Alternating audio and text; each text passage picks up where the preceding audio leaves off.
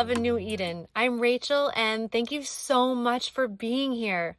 Before we get into the energy of this week, I invite you to just pause for a second, take a breath, let your shoulders drop, and really land in this moment.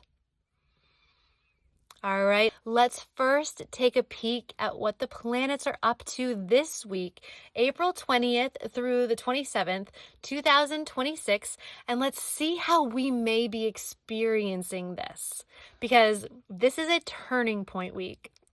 We are coming right off that Aries new moon. So Aries, the I am of the zodiac. So there's been a lot of energy around identity. Who am I? Who am I becoming? And what am I choosing? But now the sun has moved into Taurus. So that energy shifts from I am deciding who I am to now I have to live like it. And we still have strong Aries energy that's active, like Mercury is in Aries, Mars and Saturn are in Aries as well. So this isn't just inspiration anymore. This is commitment. Saturn in Aries is asking, are we actually willing to take responsibility for the person that we say we are? There's also something deeper that's happening in Aries right now. Chiron is there and Eris is there. So this isn't just about becoming someone new. It's about healing the parts of you that were not allowed to be that person in the first place. Chiron brings up the wound where you felt rejected or unseen or unsafe to fully be yourself. And Eris says, I'm not staying quiet about that anymore. So we may be having those feelings this week, but we may also feel a new willingness to be honest about them. And then Taurus grounds all of this. So Taurus is our habits, it's our routines, our environment, our money, our body. It's our actual life. So this week can feel like a reality check, like not in a harsh way, but in a very honest way. And midweek, we hit a really important moment. Venus meets Uranus at the very last degree of Taurus. And this brings like sudden clarity in relationships, in values, in what we're holding on to. It's that moment where something just clicks and we realize, yeah, this doesn't fit anymore. Then around the 25th, we hit another shift point. So Uranus then moves into Gemini. And this is where things start to change mentally. New thoughts, new awareness, conversations that shift everything. So we may notice things clicking into place or things that we can't unsee. And when we look at the wisdom from the tarot this week, the cards that came through are the King of Wands, the Two of Wands, the Lovers, Temperance, and the Four of Wands. And when we really sit with these together, they're not random. Like this is a progression. The King of Wands sets the whole tone. This is that leadership energy. It's not loud, it's not reactive, it is grounded confidence. This is someone who knows who they are, knows where they're going, and is no longer waiting for permission. So we may feel this part of ourselves this week.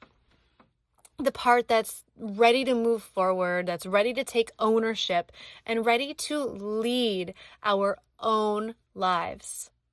And then the Two of Wands comes in, and this is where it gets real because now we're aware of our options. Like we can see where we are and where we could go. There's a moment here when we realize that staying the same, yeah, that's a choice. And so it feels like a crossroad. It's not confusion, it is awareness. And then comes in the Lovers. And where people tend to simplify this card is thinking just romance. But this is actually the decision point. This is the alignment. This is, what am I choosing? And does it actually reflect who I say I am? So this is where we choose between comfort and growth, what's familiar versus what's aligned, and between our old patterns and truth. Once we make this choice, we can't unsee it. And then comes in temperance. And this is important because after a decision like that, usually we want things to move fast. But this card says, slow down. This is integration. This is allowing the new version of ourselves to actually settle in. It's blending the old with the new. It's adjusting and regulating. So if things feel slower after a moment of clarity, it's not that something's going wrong. It's that something is stabilizing. And the Four of Wands is the outcome. So this is stability, it's peace, it's a sense of, oof, this feels right. Not because everything is perfect necessarily, but because it's aligned, because we chose it, because we built it. So the cards are telling a very clear story this week. They are telling us to step into who we are, to see our options, to make an aligned choice, to integrate it, and then we build something stable from that decision. It's not about waiting for life to change. This is about choosing in a way that changes our lives. And this energy actually mirrors the story of Nehemiah. When you really look at it, it's not just about rebuilding a wall.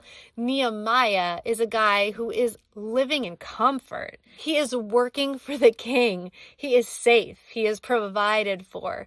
And then he hears about Jerusalem. He hears that the walls are broken down, the gates are burned, everything is in ruins, and it just hits him. He doesn't simply hear it and move on. He feels it. He sits with it. He leans into the grief. He lets it matter. And that's important because this is that moment of clarity we have this week, this feeling of, I can't ignore this anymore. And then he doesn't rush. He doesn't panic. He doesn't pull the alarm. He doesn't immediately act. He pauses. He pauses, he prays, he fasts, he reflects, he gets very clear. Before he moves, he aligns himself internally. This is that temperance energy. It's not rushing, it's integrating. Then he goes to the king, and this is risky.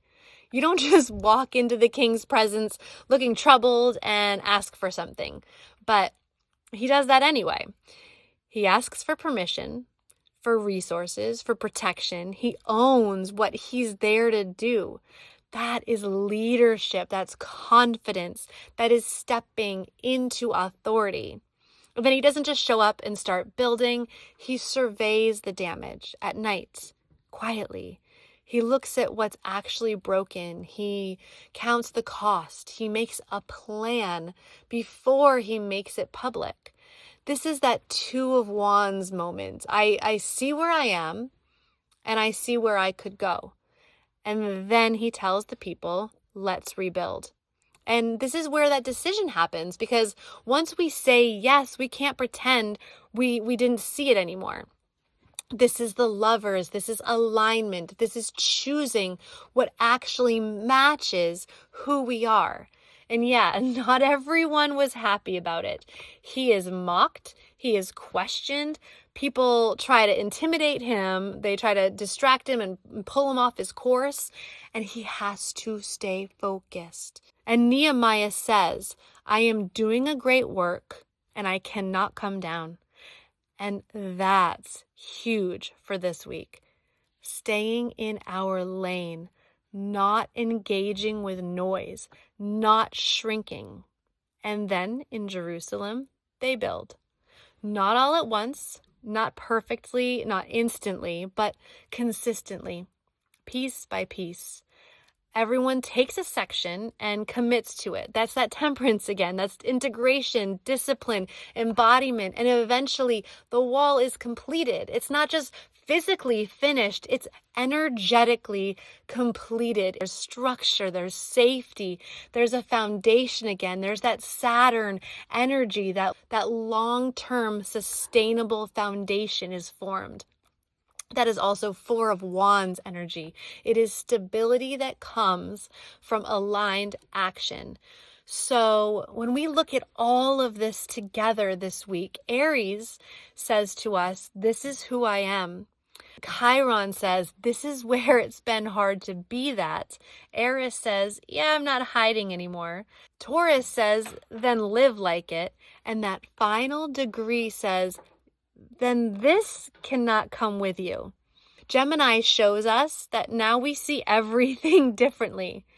And the wisdom from the tarot has shown us that this week it's time to choose and then build from there. And Nehemiah teaches us that we do not rebuild everything overnight. We rebuild in the moment we decide, and then we keep going. If you would like to work with this energy in a really grounded way this week, here's a journal prompt that you can sit with.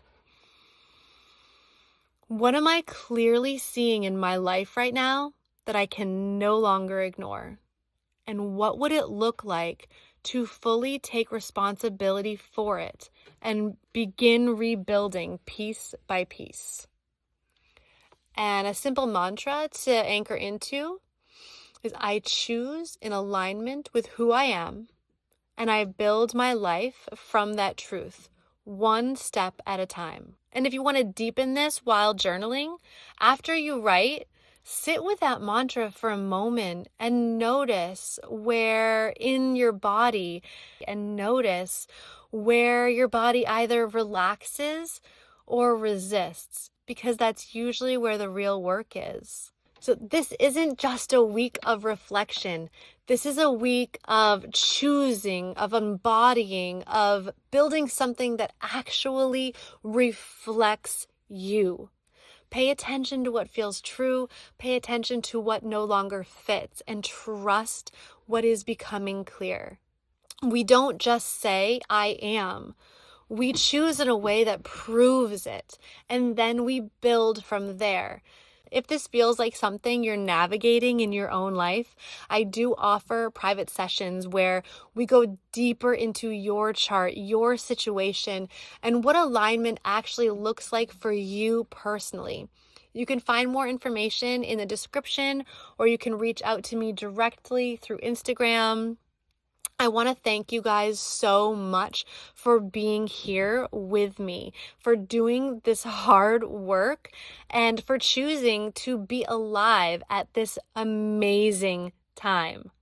I am so excited, and I love all of you. I want to hear about how this energy is affecting you, what you are building, what you are creating. I would love to hear what resonates with you. Please connect with me. I absolutely love to hear from you. Have an excellent week, you guys. Thank you.